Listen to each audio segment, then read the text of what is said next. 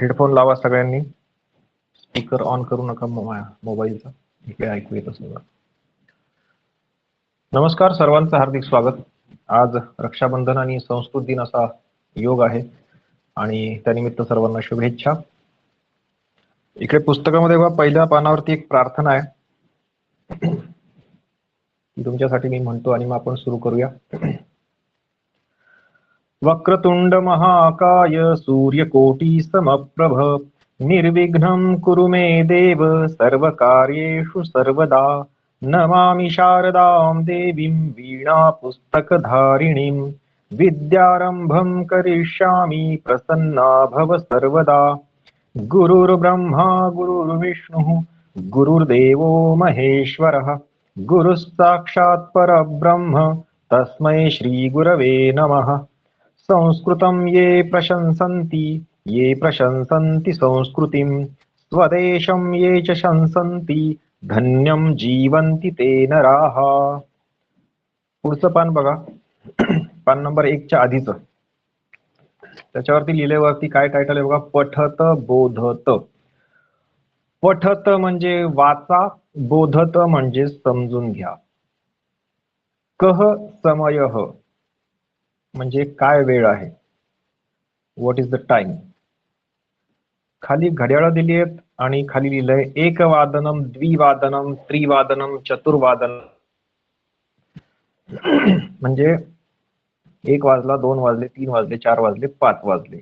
आता हे वाजले मध्ये काय असतं वाजण्यासारखं, या घड्याळामध्ये काहीही वाजत नाही. पण पूर्वी जी टोलची घड्याळ होती त्याच्यामध्ये 1 वाजता 1 टोल वाजायचा, म्हणून वादनम असा शब्द तिकडे आलाय. आणि मराठीमध्ये आपण म्हणतो की 1 वाजला, 2 वाजले.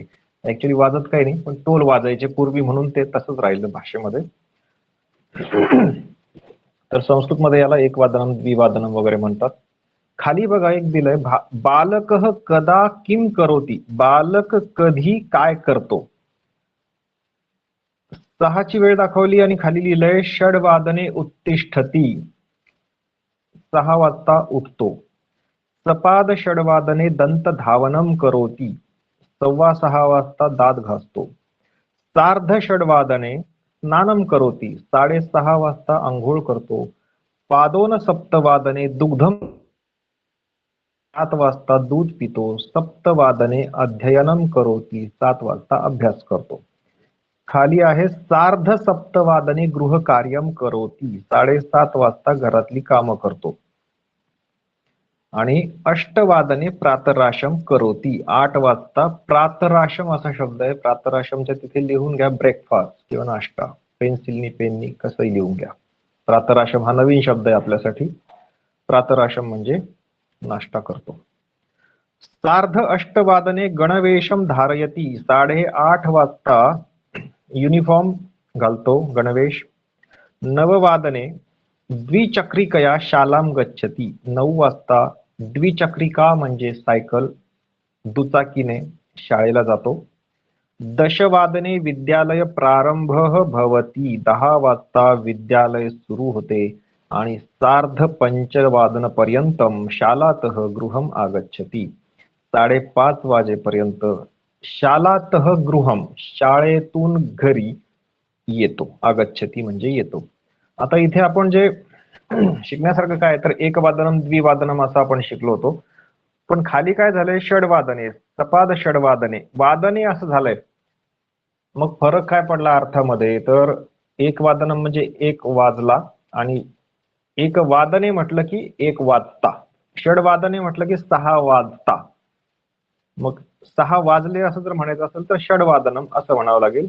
षड्वादने म्हणजे 6 वाजता. सार्ध सप्तवादने म्हणजे 7:30 वाजता असा त्याचा अर्थ होतो. शब्दात रूप बदललं की त्याच्या अर्थामध्ये बदल होतो.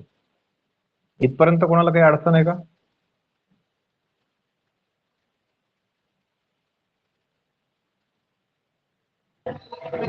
नाही, काही अडचण नाही. ओके. खाली बघा निळ्या अक्षरामध्ये अद्य असं लिहिलंय. अद्य म्हणजे लिहून घ्या तिकडे आज, माहिती नसेल तर. त्याच्या डावीकडे आहे ह्यः म्हणजे काल, यस्टरडे.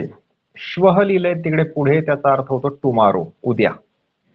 तर अद्य, ह्यः आणि श्वः.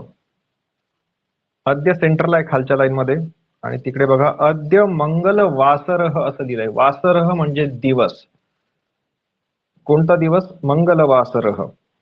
अद्य मंगलवासरः, ह्यः सोमवासरः, काल मग सोमवार होता. परह्यः रविवासरः, परवा रविवार होता. आणि प्रपरह्यः शनिवासरः म्हणजे परवाच्या एक दिवस आधी शनिवार होता. तसंच पुढे जाताना बघा श्वः दिलाय, उद्या काय असेल? बुधवासरः. परश्वः गुरुवासरः. परश्वहला आपण हिंदीमध्ये परसो असं म्हणतो, परवा म्हणतो मराठीमध्ये. प्रपरश्वः म्हणजे शुक्रवासरः.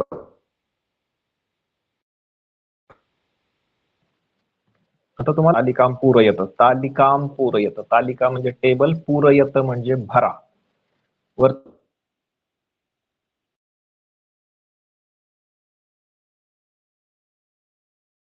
म्हणजे भरा. ह्या सगळ्या आज्ञा आहेत तुम्हाला दिलेल्या. पूरयत, पठत, बोधत, लिखत, हे सगळं. तर बघा खाली काय चौकोन दिलेले आहेत, त्याच्यात सेंटरला लिहिलंय अद्य बुधवासरः म्हणजे बुधवार आहे. लागेल आपल्याला ह्य.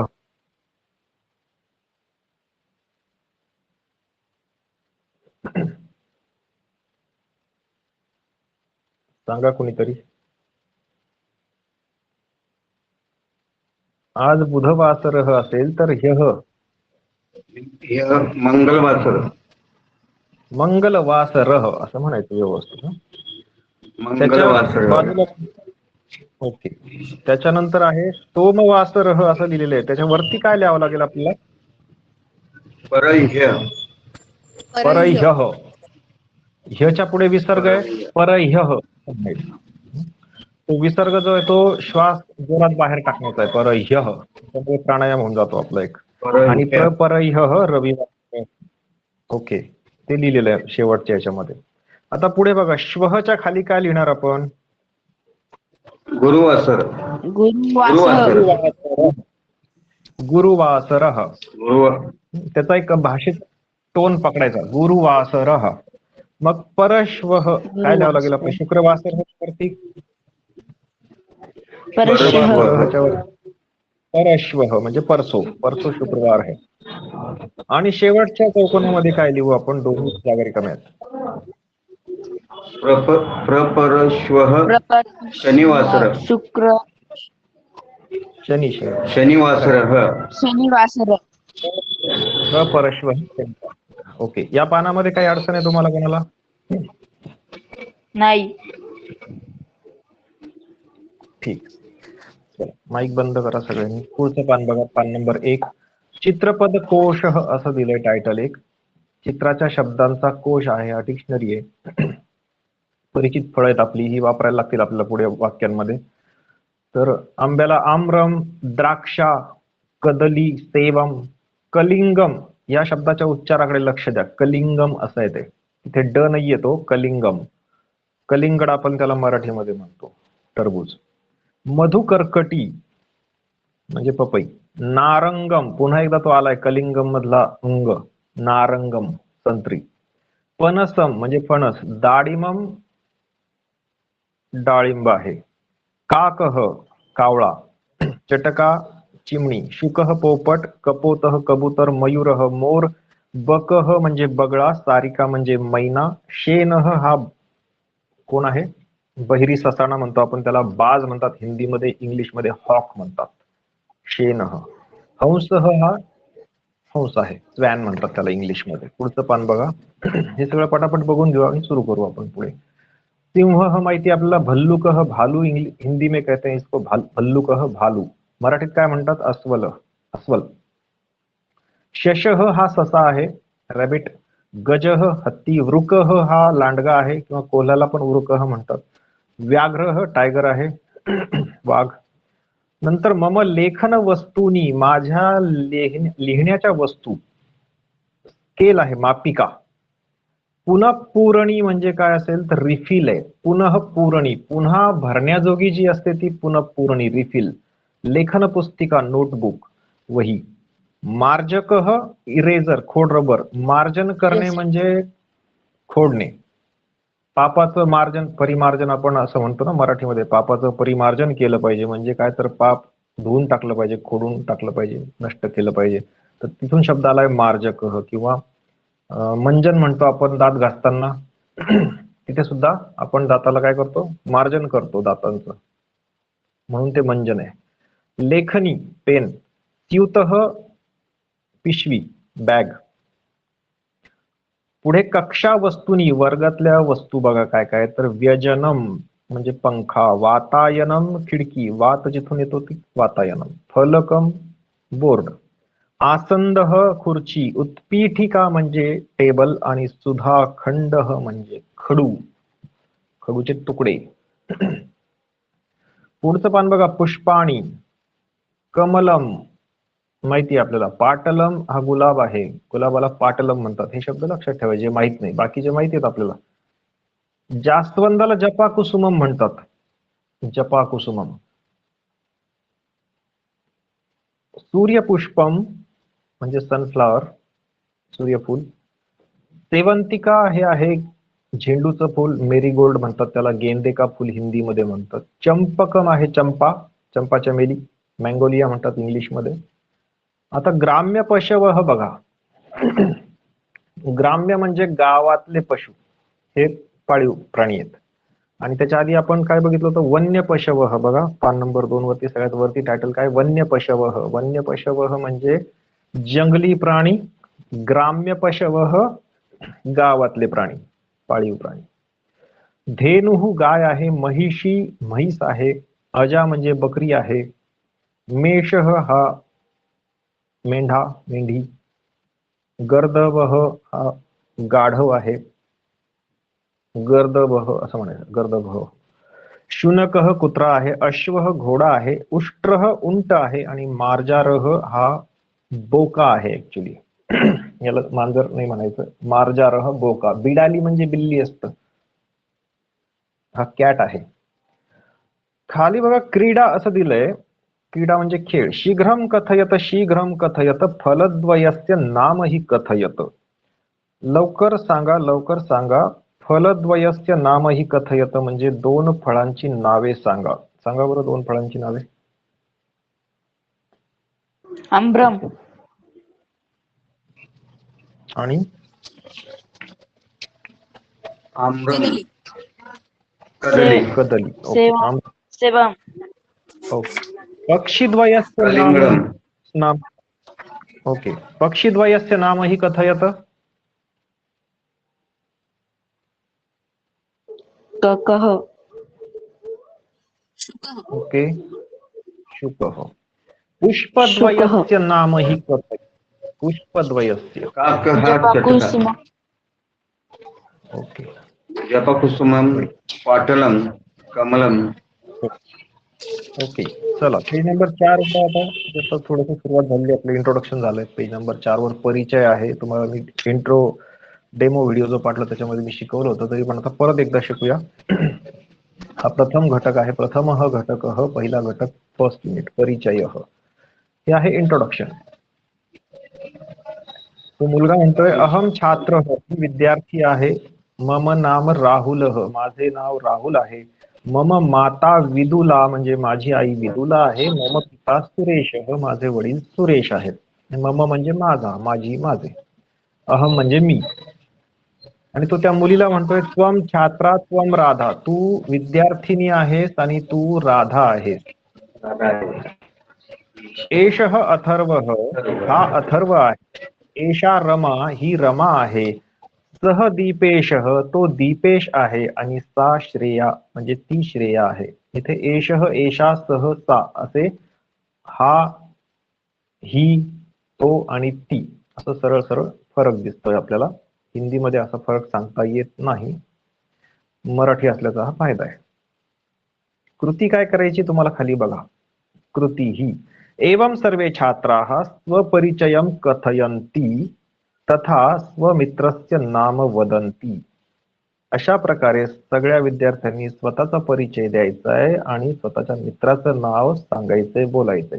तर हे तुम्ही घरी करू शकता की स्वतःचं नाव सांगायचं, तुमचं जे काही नाव असेल तर अहम डॅश डॅश मम नाम, जे काय असेल ते, आईचं नाव वडिलांचं नाव सांगायचं आणि मित्राचं पण नंतर सुरू करायचं की त्वम महेशः किंवा त्वम अभियंता तव नाम राहुलः, असं सुरू करायचं. हे करू शकता. खाली बघा एक गाणं आहे, गायत नंदत हस्त कुटुंबम. गायत नंदत म्हणजे गा आणि आनंदी व्हा, ही पुन्हा तुम्हाला ऑर्डर आलेली एक. याच्या आधी किती ऑर्डर्स बघितले आपण बघा, पठत, बोधत, पूरयत म्हणजे वाचा, समजून घ्या, भरा. आता इथे पुन्हा 2 ऑर्डर आल्यात, गायत नंदत. याच्याकडे लक्ष ठेवा, गायत म्हणजे गा आणि नंदत म्हणजे आनंदी व्हा. हस्तकुटुंबम नावाचं हे गीत आहे, हे आपण पहिल्या ओळीपासून गाऊया. खाली बघा डाव्या बाजूला सगळ्यात खाली पहिला स्थान जायचं होता. एषः स्नेहालुहुतातः अस्य नाम खलु अंगुष्ठः, निकटे निवसति ननु माता नाम तर्जनी तस्याः, ज्येष्ठा पुत्री दीर्घतमा नाम मध्यमा तस्याः, तस्याः भगिनी मनोरमा अस्ति ननु सा अनामिका, अन्ते भवति कनिष्ठ बाला तस्याः नाम कनिष्ठिका, हस्तद्वयेन प्रणमामि आशीर्वादं विंदामि. आता हे गाणं जे आहे ते हाताचं कुटुंब आहे. त्याच्यामध्ये कोणाकोणाला काय काय रोल दिलेत बघा, भूमिका काय काय दिल्यात. तर एषः स्नेहालुहुतातः, पहिल्या ओळी बघा काय, की हे प्रेमळ तात आहे. तात म्हणजे वडील. ज्या ज्या शब्दांचे अर्थ तुम्हाला माहित नाहीत ते तिथे पेन्सिलने तुम्ही लिहून घेतले तरी चालतं. स्नेहालू म्हणजे स्नेह करणारे प्रेमळ वडील आहेत. अस्य नाम खलु अंगुष्ठः, यांचे नाव खरोखर. खलू म्हणजे खरोखर. हा खलू शब्द कुठे येतो, जिथे जागा कमी पडते एखाद्या शब्दाला, तिथे तो भरला जातो. त्याचा अर्थ खरोखर असा पकडायचा आपण. तर अस्य नाम खलु अंगुष्ठः, अंगुष्ठः म्हणजे अंगठा. अंगठा हे प्रेमळ वडील आहेत. निकटे निवसती ननु माता, आता ननु सुद्धा खलूचाच भाऊ आहे. ननु म्हणजे सुद्धा खरोखर. तर निकटे निवसती, जवळ राहते खरोखर माता, अंगठीच्या जवळ माता राहते. कोण? नाम तर्जनी तस्याहा, तिचे नाव काय? तिचे नाव तर्जनी आहे. नाम तर्जनी तस्याहा, तस्याहा म्हणजे तिचे नाव.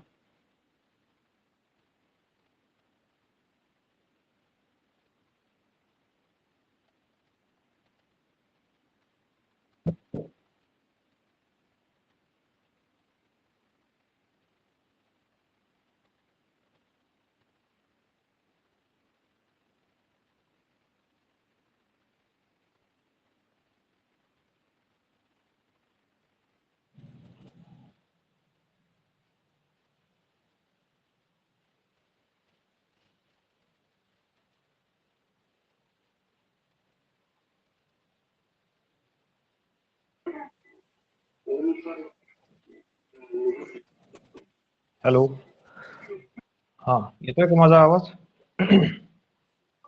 हो सर. निकटे निवसती ननु माता, जवळ राहते खरोखर माता. मध्येच एक काहीतरी डिस्टर्बन्स झाला होता सगळं. नाम तर्जनी तस्याहा, नाव तर्जनी तिचे, तस्याहा म्हणजे तिचे, असं तिथं लिहून घ्या अर्थ. तस्याहा हा शब्द वारंवार येतो. तस्य म्हणजे त्याचे, अस्य म्हणजे याचे.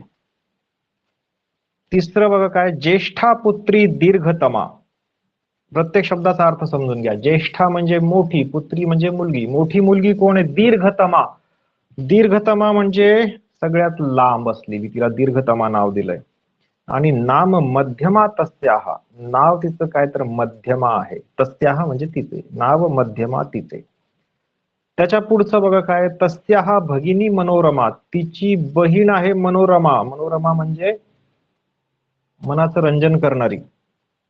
तिला काहीतरी नाव द्यायचं म्हणून मनोरमा म्हटलंय. आता गाणं लिहायचं म्हटल्यावर काहीतरी चांगले चांगले शब्द वापरावे लागतात, तसा मनोरमा शब्द वापरलाय. मनोरमा म्हणजे काय, मनाला रमवणारी ती मनोरमा. आणि अस्ति ननुसा अनामिका, आहे खरोखर ती अनामिका. आता तिला नावच नाही म्हणून तिचं नाव अनामिका ठेवलंय.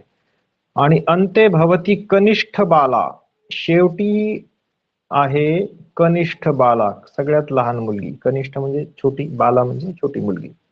तस्या हा नाम कनिष्ठिका, तिचं नाव कनिष्ठिका, आपण मराठीत करंगळी म्हणतो तिला. आणि हस्तद्वयेन प्रणमामी, दोन्ही हातांनी मी नमस्कार करतो. आणि आशीर्वादम विंदामी, आशीर्वाद प्राप्त करतो. असा ह्या गाण्याचा अर्थ आहे. ही गाणी मधून मधून येत राहतात अशी, आणि त्याच्यातून आपल्याला अनेक शब्दांची ओळख होती. याच्यातून आपल्याला कुठल्या कुठल्या शब्दाची ओळख झाली बघा. अस्य म्हणजे याचा, याचे. तस्य हा म्हणजे तिचे. अशा शब्दांची आपल्याला ओळख होते, वापरायला शिकतो आपण. भाषा ऐकून ऐकून आपण शिकतो. ठीक आहे, इथपर्यंत काही अडचण आहे कोणाला?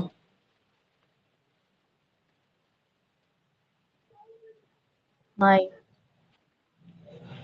ओके.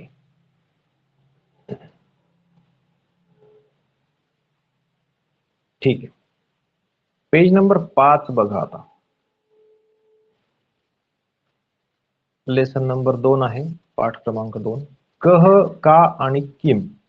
आता या तिन्ही शब्दांचा अर्थ कोण किंवा काय असा होतो. कह, का, किम. आता इंग्रजीमध्ये कसं आहे, व्हॉट म्हणजे काय, हु म्हणजे कोण, त्याला काही लिंग नाहीये.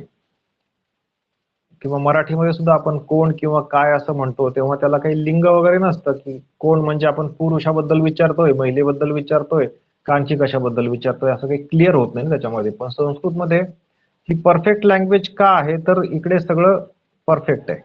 म्हणजे कह विचारलं म्हणजे आपण पुल्लिंगी व्यक्तीबद्दल विचारतोय असा त्याचा अर्थ आहे. का विचारलं की ते स्त्रीलिंगी, आणि किम विचारलं की ते नपुंसकलिंगी किंवा मग कोणी.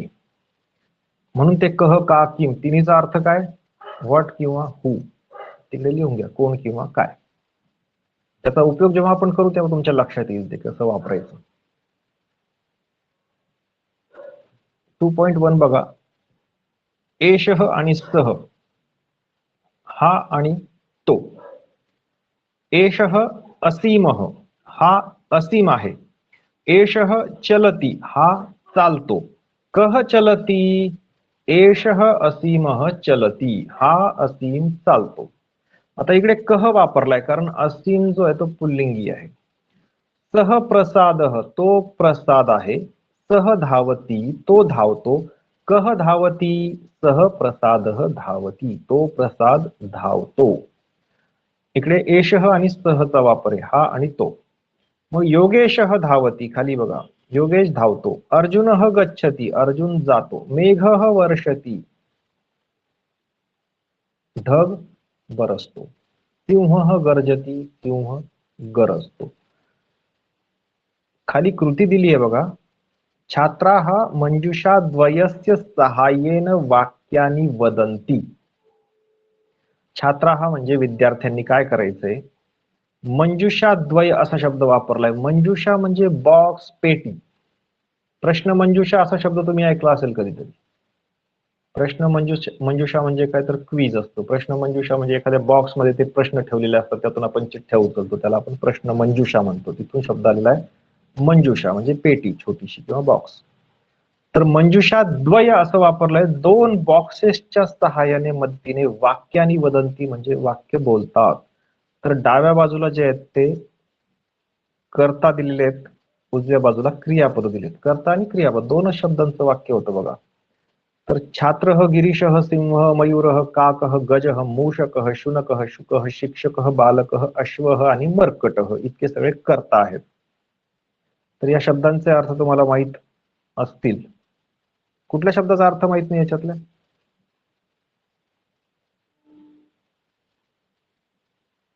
हा जो डावा बॉक्स आहे याच्यातला कुठल्या शब्दाचा अर्थ तुम्हाला माहित नाही?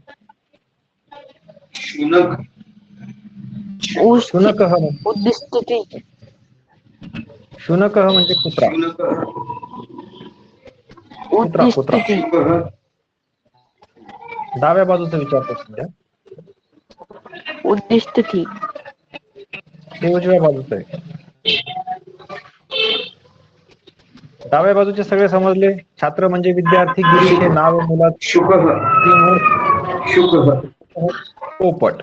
ओके, ठीक आहे. आता उजव्या बाजूचे माईक बंद करा. उद्दिष्टते. उजव्या बाजू सांगतो, माईक बंद करा.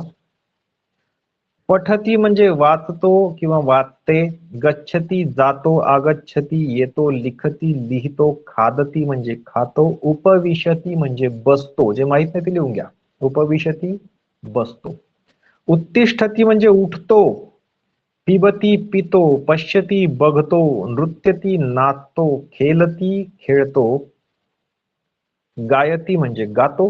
नमती नमस्कार करतो. उत्पतती म्हणजे उडी मारतो. आणि वदती म्हणजे बोलतो. ठीक आहे.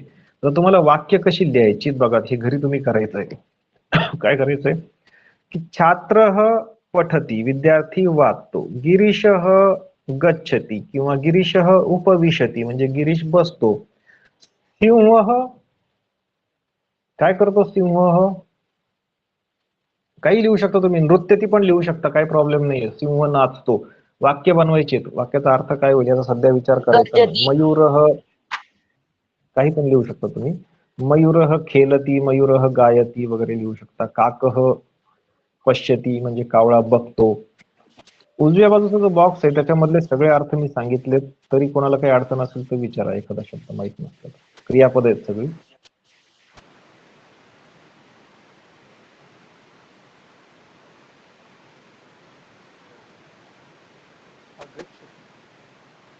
एखाद्या क्रियापदाचा अर्थ कळला नाही असं काही आहे का त्याच्यामध्ये? नमती म्हणजे सर सॉरी, पुन्हा बोला. नमती नमस्कार करतो. ठीक आहे. ही वाक्य तुम्ही आता घरी लिहायची तुमच्या वहीमध्ये. तुम्हाला वही पेन सांगितलं होतं मी. घरी तुम्ही उद्या सकाळी रात्री. आगच्छती म्हणजे येतो. गच्छती म्हणजे जातो. आगच्छती म्हणजे येतो. ते एकमेकाच्या विरुद्ध. आम्हाला पेज ठीक आहे. नंबर सांगा. पेज कुठल्या पेजवर चालू आहे ते आम्हाला कळालं नाही अजून ते. 5 5 पंच.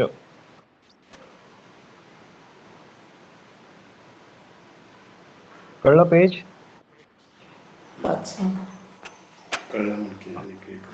रेकॉर्डिंग आहे याचं नंतर बघू शकता. हा खाली बघा भाषाभ्यास असं दिलंय. भाषाभ्यास मध्ये काय दिलंय खाली? चित्रम दृष्ट्वा वाक्यम लिखत.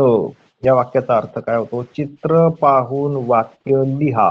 आणखीन एक आज्ञा तुम्हाला दिली त्यांनी, लिखत म्हणजे लिहा. सुरुवातीपासून हे पुस्तक आपल्याला सतत काही ना काही आज्ञा देतंय. म्हणजे सतत आपल्याकडून काहीतरी करवून घेतं. याला काय म्हणतात? ज्ञान रचनावाद. म्हणजे हे तुम्हाला असं नाही की आम्ही शिकवतो तुम्ही शिका असं नाहीये. तुम्हाला करा असं म्हणतात ते सतत. पठत बोधत म्हणजे वाचा लिहा. पूरयत भरा. आता लिखत आलंय की चित्रम दृष्ट्वा वाक्यम लिखत. चित्र पाहून वाक्य लिहा. आता चित्र बघा खाली काय?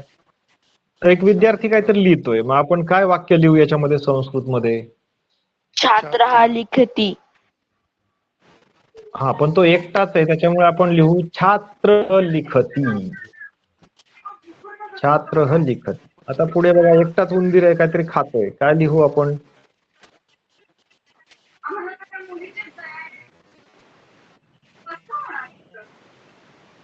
मूषकः खादती. Very good. मूषकः खादती. बरोबर आहे. मूषक म्हणतात, माऊस म्हणतात इंग्लिश मध्ये. पुढे हत्ती चालतोय. गजः खेलति. गज चालत. चलती.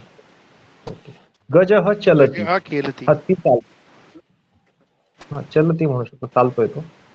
आणि माकड जे आहे मरकट ते उडी मारतय. तर आपण काय म्हणूया त्याला? मर्कटः उपविशति. मर्कट खेलति.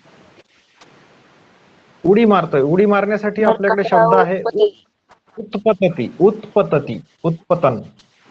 मर्कटः उत्पतती. मर्कटः जो उत्पतति. हा वरचा जो बॉक्स आहे त्याच्या शेवटून दुसरा शब्द जो आहे तो उत्पतती, तो लिहायचा तिकडे. अशी 2-2 शब्दांची ही वाक्य तयार होतात आणि अतिशय सोपं आपल्यासाठी आहे. आता खाली बघा 2.2 आहे एषा आणि सा. आता एषः म्हणजे हा, सह म्हणजे तो असेल, तर एषा म्हणजे ही आणि सा ही. तिथे लिहून घ्या, तुम्हाला लक्षात नसेल राहत तर. याची वाक्य कशी आहेत बघा. एषा नीलिमा, ही नीलिमा आहे. गायती, ही गाते. गायती, कोण गाते? एषा नीलिमा गायती, ही नीलिमा गाते. पुढे आहे सा स्वाती, ती स्वाती आहे. सा नृत्यती, ती नाचते. का नृत्यती ते? सा स्वाती नृत्यती, ती स्वाती नाचते. आता इथे लक्ष देण्याजोगं काय आहे तर वरचं जे एशह आणि सह होतं तिकडे बघा एकदा. प्रश्न काय होता? कह चलती, कह धावती असे दोन प्रश्न आहेत इकडे असीम आणि प्रसादच्या खाली. कह चलती, कह धावती. इकडे प्रश्न काय बदललाय? का गायती, का नृत्यती. आता कह आणि का हे दोन प्रश्न वापरलेत. असे कशामुळे वापरलेत बरं? आपल्याकडे इंग्लिशमध्ये तर हु आणि हुच आहे किंवा कोण आणि कोणच असतं मराठीमध्ये. इकडे कह आणि का असं वापरलंय. याचा अर्थ काय होतो मग? ते कशामुळे वापरले असतील? स्त्रीलिंगी स्त्रीलिंगासाठी. हा, म्हणजे एक जो कह आहे स्त्रीलिंगासाठी. बरोबर, कह जो आहे तो पुल्लिंगासाठी आहे आणि का जी आहे ती म्हणजे स्त्रीलिंगासाठी वापरलंय. आणि याच्यावर आपल्या लक्षात येतं की जी जी काही नावं आहेत पुल्लिंगाची त्याच्या पुढे विसर्ग लावलाय. जनरली 99% नावांच्या पुढे, पुल्लिंगी नावांच्या पुढे विसर्ग लागतो. बघा तुम्ही, असीम असं नाव आहे, प्रसाद, योगेश, अर्जुन, मेघ, सिंह. याच्यावरून आपल्या लक्षात येतं की ही पुल्लिंगी नाव आहेत. आणि स्त्रीलिंगी नावं कशी असतात? निलिमा, स्वाती, बघा, अर्चना, संगीता, पूजा, सगळी नावं जी आहेत ती आकारांत, इकारांत असतात. आता ह्या ग्रुपमध्ये बघा तुम्ही किती किती महिला आहेत बघा, भगिनी वर्ग किती आहेत त्यांची नावं बघा. देवयानी इकारांत नाव आहे. त्याच्यानंतर मानसी इकारांत नाव आहे. जयश्री इकारांत. नीता आकारांत नाव आहे. नीतामध्ये शेवटी आ आहे. जसं निलिमा तसं नीता. त्याच्यानंतर आणखीन अर्चना. आणि पुरुषांची जी नाव आहेत त्याच्यामध्ये बघा हेमंत. तर हेमंत नाव संस्कृतमध्ये कसं लिहिलं जाईल? तसं असीम नाव मराठीमध्ये असं नाव, त्याला आपण असीम असं संस्कृतमध्ये लिहितो. मग हेमंतच्या पुढे आपण विसर्ग लावतो. हेमंत, गजानन, अविनाश, ज्ञानेश्वर असं आपण पुरुषांच्या नावापुढे लिहू शकतो. तुषार. ठीक आहे, लक्षात आला फरक? लिंगाचा फरक लवकर लक्षात येत नाही, अनेकांचा गोंधळ होतो सतत त्याच्यामध्ये की विसर्ग कुठे लावायचा, अर्ध म कुठे लावायचा, हा सगळा गोंधळाचा भाग आहे सगळा. तर तो आपण क्लिअर करू. आपला उद्देश काय तर संस्कृतीच्या कल्पना आहेत, संकल्पना आहेत ज्या अडचणीच्या ठरतात त्या लवकर शिकून घेणं. जेव्हा जेव्हा आपल्या समोर एखादं नाव येईल त्याच्या पुढे विसर्ग लावलेला आहे, अकारांत नाव असेल तर ते पुरुषाचं आहे, असं पुरुषी वस्तूचं, व्यक्तीचं आहे असं आपण समजूया. आणि पुढे नपुंसकलिंगाची पण नावं येतात, ती पण आपण बघूया. नपुंसकलिंगाच्या नावाला अर्ध म लागतं, ते पण बघूया आपण. पुल्लिंग स्त्रीलिंगामध्ये काही अडचण आहे का आता इथपर्यंत? पेज नंबर 5 पर्यंत नाही. ओके, चला शेवटची 5 मिनिटं लागली आहेत तुम्हाला. आता अजून 5 मिनिटात छाडणार आहे मी आणि मग आपण आपला क्लास थांबवूया. पेज नंबर 6 बघा, भाषाभ्यास. पुन्हा एक आज्ञा देत आहेत तुम्हाला ते. मंजुषाया हा सहाय्येन वाक्याने रचयत. मंजुषांच्या मदतीने वाक्ये रचा. आलं पुन्हा एक, रचयत, लिखत, पठत, बोधत वगैरे सारखं एक आज्ञा आली पुन्हा. त्यांनी काय केलंय तुम्हाला 3 बॉक्सेस दिलेत पेज नंबर 6 वर. त्याच्यामध्ये डाव्या बाजूला काही नाव आहेत, उजव्या बाजूला काही नाव आहेत. तर आणि खाली क्रियापद दिलेत, वदती, पश्यती, पतती, हसती, खादती. मला एक सांगा, आता ही जी वरच्या 2 बॉक्सेस आहेत त्याच्यामध्ये जी नावं आहेत तर त्याच्यामध्ये तुम्हाला काय फरक दिसतोय डाव्या बाजूच्या आणि उजव्या बाजूच्या नावांमध्ये? पुल्लिंगी, स्त्रीलिंगी. ओके, डाव्या बाजूची जी नावं आहेत ती सगळी विसर्गयुक्त आहेत आणि ती सगळी नावं कशी आहेत? पुल्लिंगी आहेत. उजव्या बाजूची नावं जी आहेत ती आकारांत आणि इकारांत आहेत, ती सगळी स्त्रीलिंगी नावं आहेत. मग हरिण, गायक, नृप. हरिण म्हणजे हरिण, गायक म्हणजे गायक, नृप म्हणजे राजा, सह म्हणजे तो, एष म्हणजे हा, कह म्हणजे कोण. पण कोण कसा तर पुल्लिंगी कोण. अमित नाव आहे मुलाचं. कपोत म्हणजे कबूतर आहे. मार्जार म्हणजे मांजर आहे, सॉरी कॅट आहे, बोका.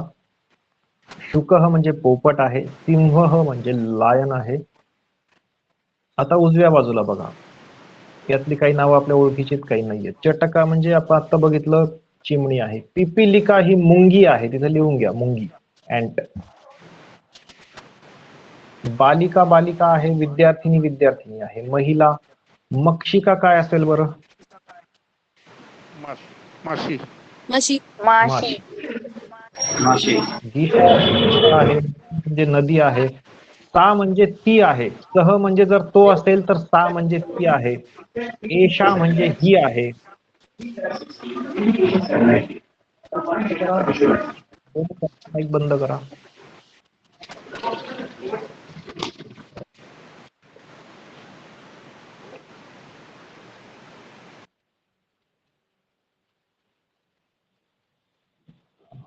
एषा म्हणजे ही आहे, का म्हणजे कोण आहे, पण ही सुद्धा स्त्रीलिंगी कोण आहे. श्रेया हे नाव आहे, शिक्षिका हे सुद्धा नाव आहे, शिक्षिका स्त्रीलिंगी नाव आहे. आता तुम्हाला काय करायचंय, आता हा जो भाषाभ्यास दिलाय हा एका वेगळ्या कारणासाठी दिलाय, की तुम्हाला एक गोष्ट लक्षात आली पाहिजे की खाली क्रियापद जी आहेत ती सगळ्यांसाठी सारखी आहेत. वरती लिंग पुल्लिंग असो स्त्रीलिंग असो, खालची जी क्रियापद आहेत साठी सारखी. वदती म्हणजे बोलतो किंवा बोलते, दोघांसाठी एकच आहे. पश्यती म्हणजे पाहतो किंवा पाहते, पतती म्हणजे पडतो किंवा पडते. तर आपल्याला वाक्य कशी लिहायची, तुम्हाला लिहायची ती घरी वहीमध्ये, मी बघायला येणार नाही, पण तुम्ही जर इमानदारीनं प्रामाणिकपणे लिहिलं तर तुमची प्रॅक्टिस होईल आणि तुमच्या सबकॉन्शियस माइंड पर्यंत ही भाषा गेली की मग ती अवघड नाही वाटत. आपण जेवढी प्रॅक्टिस करतो तेवढं आपल्या सबकॉन्शियस पर्यंत ही गोष्ट जाते. म्हणजे आपण जशी गाडी चालवतो नकळत तसं हे होऊन जातं. मग त्यासाठी प्रॅक्टिस आवश्यक आहे. वाक्य लिहायचे तुम्हाला घरी. कसं लिहिणार? हरिणः वदती म्हणजे हरिण बोलतो, गायकः गायती, पश्यती, हसती, खादती, काही पण लिहा तुम्ही, काही फरक नाही पडत त्यांनी. नृपः पिबती म्हणजे राजा पितो, काय पितो ते तुम्ही ठरवा. सह कथयती असं काही पण लिहू शकता. तर तुम्हाला मी क्रियापदांचे अर्थ तुमच्या लक्षात येईल. तर जे ते पण सांगतो, जे माहिती ते पण सांगतो. वदती म्हणजे बोलतो किंवा बोलते. आता हे जे क्रियापद आहे हे आपण बालिका वदती म्हटलं तरी बालिका बोलते असं होईल, हरिणः वदती म्हटलं तरी हरिण बोलतो असं होईल. मराठीमध्ये बोलतो बोलते असं दोन फरक पडतो, पण इकडे ते सेम आहे. वदती म्हणजे बोलतो बोलते, पश्यती म्हणजे पाहतो किंवा पाहते, पतती म्हणजे पडतो किंवा पडते, हसती म्हणजे हसतो किंवा हसते, खादती म्हणजे खातो किंवा खाते, पिबती पितो, वसती राहतो. आता राहते हे त्याच्यामध्ये गृहीत आहे, मी आता प्रत्येक वेळेला वेगळं सांगत नाही तुम्हाला.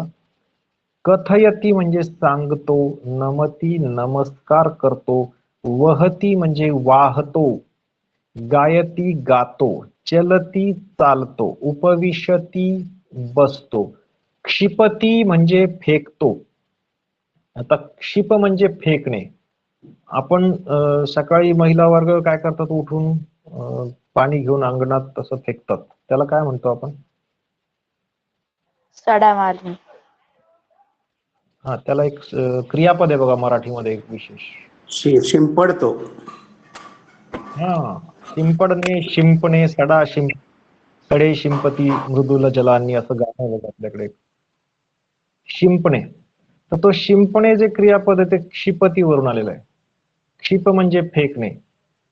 मी संस्कृत शिकण्याचा आनंद अनुभव असं तुम्हाला जे म्हटलंय जाहिरातीमध्ये, त्याच्यामुळेच म्हटलंय की ही आपल्या मराठीशी कसं रिलेटेड आहे तुम्हाला दाखवायचंय मला जास्त करून. संस्कृत आपण शिकूच. आता क्षिप हा धातू बघा तुम्ही कुठे कुठे येतो. जर आपण जेव्हा एखादं सॅटेलाइट जेव्हा आकाशात पाठवला जातो त्याला आपण काय म्हणतो, त्याला त्याचं काय केलं म्हणतो आपण? प्रक्षेपण. व्हेरी गुड, म्हणजे तुम्हाला माहिती येते. तर प्रक्षेपण मधला जो क्षेप आहे तो या क्षिप मधून आलेला आहे. आपण तो सॅटेलाइट ऍक्च्युली फेकतोच ना आकाशामध्ये. क्षिप म्हणजे जर फेकणे असतो तो सॅटेलाइट आपण फेकतो आकाशामध्ये, पुरं लावलंय त्याला, म्हणजे वेगाने फेकतो आपण, म्हणून ते प्रक्षेपण आहे. किंवा चित्रपट प्रक्षेपण. टेलिव्हिजन.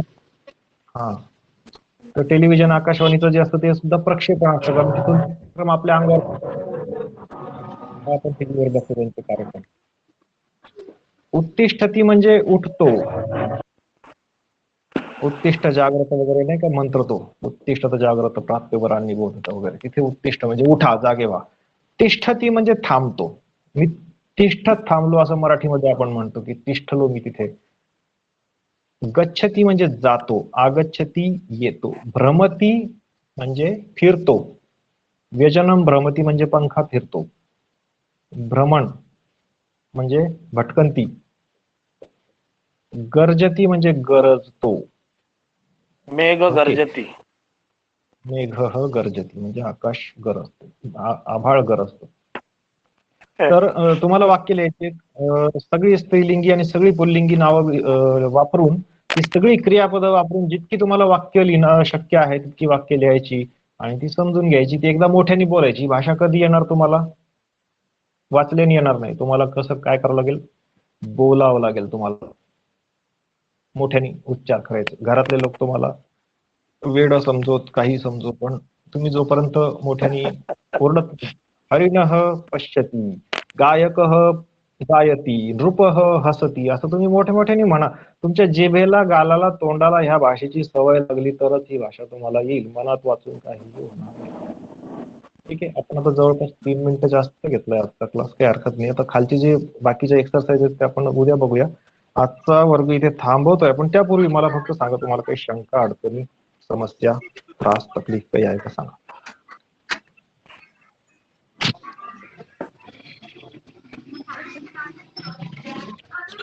शंका काय नाही सर, पण चांगल्या पद्धतीने शिकवत आहात आपण.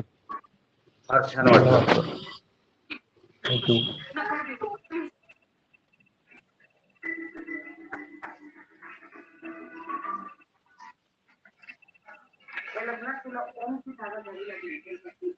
तर अजून कोणाला काही अडचण, काही विचारायचंय? नाही. उद्या पण विचारू शकतो. शेवटची तुम्हाला 2-3 मिनिटं मी देईल विचारण्यासाठी. रेकॉर्डिंग लगेच नाही, मिळते सर. का कधी? सॉरी, परत बोला, काय झालं? रेकॉर्डिंग लगेच मिळणार का कधी? हा, हे रेकॉर्डिंग तुमच्यापर्यंत यायला एक 10 मिनिटं लागतात. आता सध्या रेकॉर्ड होतंय. हा क्लास संपला की 10-15 मिनिटात ते येऊन पडतं तुमच्या रेकॉर्डिंग सेक्शन मध्ये. टीचमेंट ऍपच्या वरती रेकॉर्डिंग सेक्शन आहे. तुम्हाला नोटिफिकेशन पण येतं किंवा रेकॉर्डिंग अवेलेबल झालंय म्हणून. एक 10 मिनिट लागतात त्याला, पण येतं ते लगेच. ठीक आहे, थँक्यू. चला, आजचा क्लास थांबूया इकडे. काही शंका असेल तर लिहून ठेवा दिवसभरामध्ये. उद्या संध्याकाळी परत तुम्ही विचारू शकता. उद्या आपण परत भेटूया. थँक्यू सर, छान झाला क्लास. थँक्यू, धन्यवाद.